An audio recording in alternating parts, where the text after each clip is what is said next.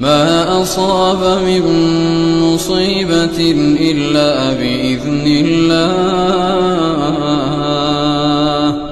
ومن يؤمن